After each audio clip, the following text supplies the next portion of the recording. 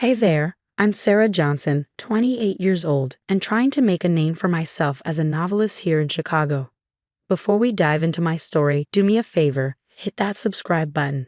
Trust me, you're going to want to hear this. So there I was living in a cramped little apartment downtown, juggling my writing career with a part-time barista gig. Glamorous? Not even close. But I was managing. My family has always been a huge part of my life, especially my Aunt Linda and her son, Matt. They're practically my second home. Every weekend, I'd stop by their place. Aunt Linda's been raising Matt on her own for years, and it hasn't been easy. I'd help out where I could, doing chores, keeping Matt company. He's a tough case. At 25, Matt was still bouncing from one job to the next, hanging out with the wrong crowd. I kept nudging him to consider community college, hoping it would give him some direction. "You're smart, Matt. Why not give college a shot?" I'd tell him. He'd just shrug and mutter, "What's the point? It's not going to change anything." Aunt Linda, bless her heart, would always defend him. "Matt's just figuring things out, Sarah. He'll come around." I'd hold back from saying what I really thought, but deep down, I knew something was wrong. Even my boyfriend, Jake, a paramedic, noticed. We were having dinner one night when he said, "Sarah, I've got to be honest, something's off with Matt. The way he looks at you sometimes. It's not right." I brushed him off. "He's family, Jake. We stick together, no matter what." Jake just shook his head. "Sometimes it's the family you need to watch out for the most." I didn't want to hear it. Matt was my cousin, end of discussion. Sure, he had issues, but who didn't? Little did I know, Jake's words would come back to haunt me. It was a regular Tuesday night. I was curled up on my couch, working on a chapter when my phone rang. It was Matt, and he sounded panicked. "Sarah, I need you now. It's an emergency." My heart raced. "Matt, what's wrong? Are you okay? Just come over. Please, I can't explain over the phone." Without a second thought, I grabbed my keys. Family first, right? I had no idea that I was driving straight into a nightmare. The drive to Aunt Linda's felt like it took forever. My mind raced with 100 different worst-case scenarios. What kind of trouble had Matt gotten into this time? When I finally pulled up, the house was dark except for a faint light coming from the kitchen. Something felt off, but I shoved the feeling aside. Family needed me. Stepping through that door would turn out to be the worst mistake of my life. I found Matt pacing the kitchen like a caged animal. His eyes were wild, frantic. "Matt, what's going on?" I asked, my voice shaking. He grabbed my shoulders, his grip tight and desperate. "Sarah, thank God. I messed up, big time." "What happened?" I asked, my stomach sinking. There was this convenience store. It was supposed to be easy money, but the clerk, he tried to play hero. My blood ran cold. "Matt, what did you do?" "I didn't mean to hurt him. It just happened. Now the cops are looking for me." I stumbled back, my mind reeling. "We have to call the police, Matt. You need to turn yourself in." His face darkened. "No, I need you to cover for me. Tell them I was here all night, watching movies with you." I shook my head. "I can't, Matt. That's lying to the police." "Come on, Sarah. We're family, you owe me." "I don't owe you this," I said firmly. "You need help." That's when I saw it, the glint of metal in his hand. A kitchen knife. "Matt, put that down," I said, my voice trembling. His eyes went cold, calculating. "I can't go to jail, Sarah. I won't." In an instant, he lunged at me. I tried to dodge, but I felt a sharp pain in my arm as the knife cut into my skin. Warm blood soaked through my sleeve. "Matt, stop. This isn't you." But the Matt I knew was gone, replaced by someone desperate and dangerous. I bolted, locking myself in the bathroom, my hands shaking as I dialed 911. 911.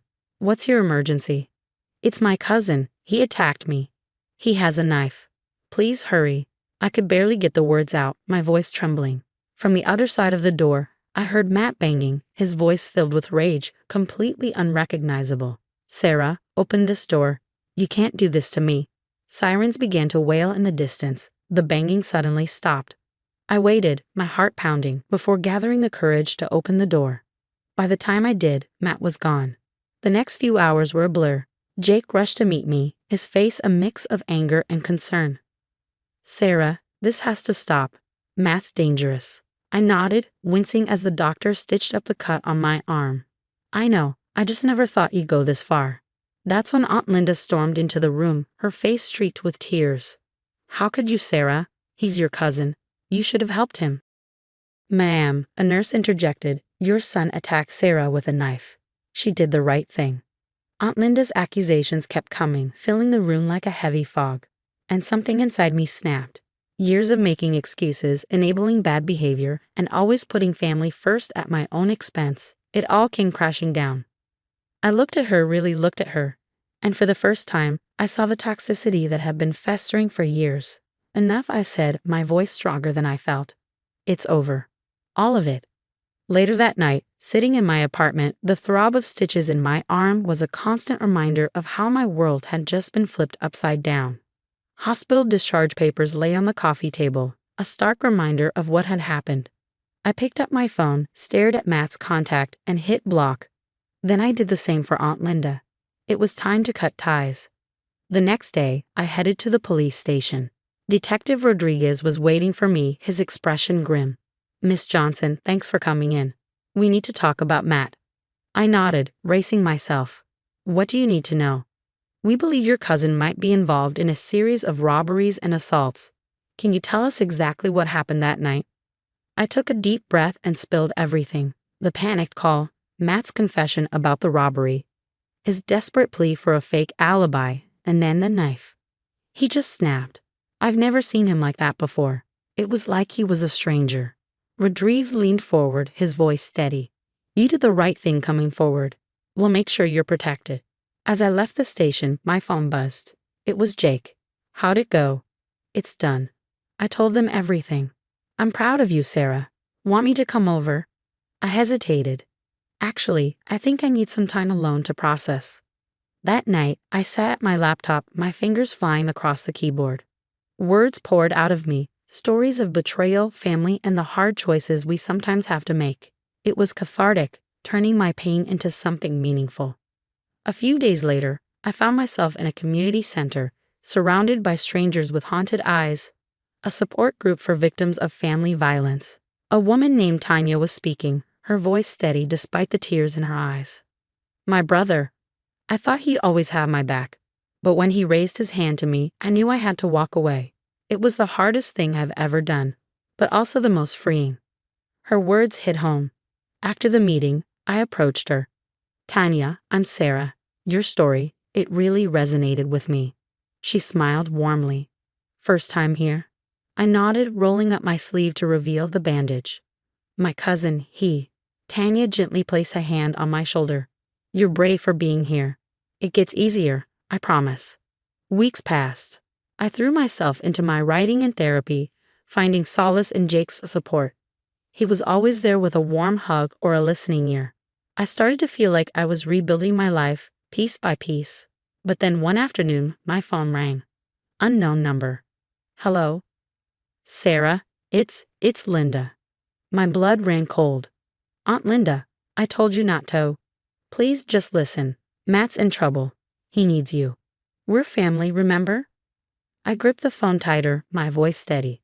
Family doesn't try to stab you, Aunt Linda. I'm done. How can you be so selfish after everything we've done for you? I ended the call, my hands shaking. Jake found me an hour later, curled up on the couch. Hey, what happened? I looked up at him, feeling exhausted. I think I need to get a restraining order. Just as I was beginning to regain some control, Detective Rodriguez called. Miss Johnson, we've got him. Matt was arrested in Nevada for another crime. They're bringing him back to Chicago. I let out a breath I didn't realize I was holding. It's over. Not quite, Detective Rodriguez said. We'll need you to testify. Can you do that? I thought about Tanya, the others in that support group, and the story I was writing. This wasn't just about me anymore. It was about breaking the cycle, about standing up and saying enough is enough. Yes, I said, my voice stronger than I expected. Yes, I can do that. As I hung up, I realized something. This was the start of something new. For the first time in a long time, I felt hopeful. Months flew by like pages in a book. There I was, standing in front of a packed bookstore, my novel-cutting ties clutched in my sweaty palms. The publisher's rep gave me a thumbs up from the back of the room. I cleared my throat. Good evening, everyone. I'm Sarah Johnson, and I'm here to read from my debut novel. As I read, I saw heads nodding, tears being wiped away. My story was resonating with people. After the reading, a young woman approached me, her eyes red-rimmed. Your book, it's like you've lived in my shoes. Thank you for writing it. I smiled, a warmth spreading through my chest. You're not alone. That's why I wrote it. Just as I finished signing the last book, my phone buzzed. It was Detective Rodriguez. Miss Johnson, we need you to come down to the station. There's been a development in Matt's case. At the station, Rodriguez dropped a bombshell. We've linked Matt to a cold case, a fatal hit and run from 3 years ago. The victim's family has been waiting for justice. I felt the room spin. Of God, I had no idea. Your testimony is more important than ever now. Are you still willing to take the stand? I nodded, my resolve hardening. Absolutely. As I left the station, my phone rang again. It was Aunt Linda. Sarah, please. I know I've made mistakes, but Matt needs you. He's facing serious time. Just speak to the judge. Tell them he's a good boy who made a mistake. I took a deep breath. Aunt Linda, listen to me. Matt isn't a good boy who made a mistake. He's an adult who's made terrible choices. He attacked me with a knife. He killed someone in a hit and run. I can't lie for him. I won't. But we're family. How can you turn your back on us? Family doesn't mean enabling destructive behavior. I'm done. Please don't contact me again. I hung up, feeling a weight lift off my shoulders. The day of the trial arrived, and as I took the stand, I saw Matt for the first time since the attack. He looked small and defeated, but when our eyes met, I saw a flash of the anger that had always simmered beneath the surface. Miss Johnson, can you tell the court what happened on the night of April 15th? I took a deep breath and told my story, every detail, every fear, every moment of betrayal. When I finished, the courtroom was silent. The verdict came swiftly, 20 years. Weeks later, I was back at the bookstore for another signing when Jake showed up, looking nervous. He approached me and dropped to one knee, pulling out a ring. Sarah, you're the strongest person I know. Will you marry me? Tears welled up in my eyes. Yes, 1,000 times yes. As we celebrated that night, my phone buzzed with an email. I nearly dropped it when I read the subject line. Hollywood's calling. Babe, they want to turn your book into a movie. You did it, Sarah. You turned all that pain into something beautiful. I looked at Jake, then at the ring on my finger. I thought about the movie deal, the success of my book. And then I thought about Matt, sitting in a prison cell, and Aunt Linda, alone in that big house. No, I said, smiling. We did it. I couldn't have done any of this without you, without the support group, without everyone who believed in me. As we toasted to new beginnings, I realized something. The family you choose, the one you build with love and trust, is the one that truly matters. This intense story of betrayal, family loyalty, and personal growth has come to an end. At what point do you think family loyalty should end?